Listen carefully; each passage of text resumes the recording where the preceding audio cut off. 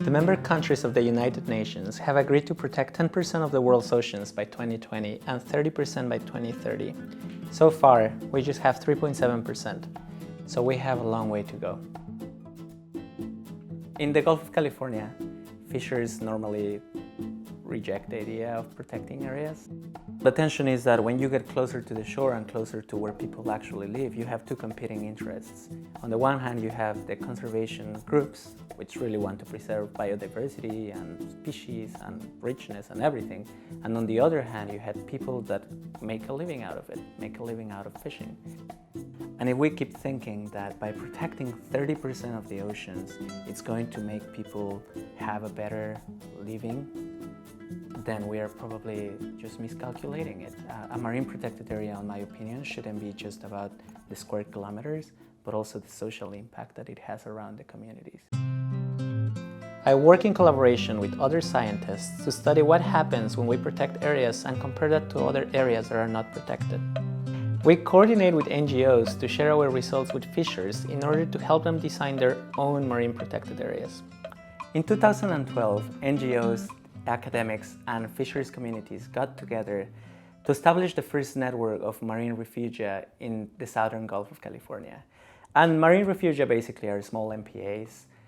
And so the question was from the NGOs to the fishers, what are you willing to give up and to enforce yourself? And that was a key part of the process because they felt empowered and they felt that they were part of the design. Even though the refugia are working really well so far, I think that in order to protect mobile species, we need to increase their size.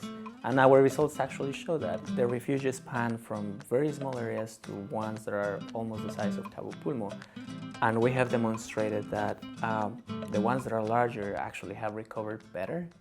Based on our results, the fishers actually decided to expand their largest protected area and create another one just as large.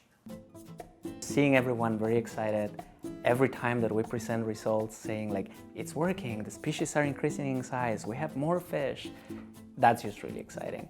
And here, for example, I just have an image of last time we went to Cabo Pulmo and we didn't expect it. We went down and suddenly 10,000 fish around us, and something that was a desert 20 years before is now full of life. From the moment that you get into a town that has a marine protected area and where they are really engaged, you can see that people are actually in peace with nature.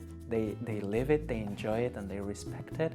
And once you get into the water, it's just as amazing. You can see things that you will never see in any other place around here in San Diego or around anywhere else where you just go diving.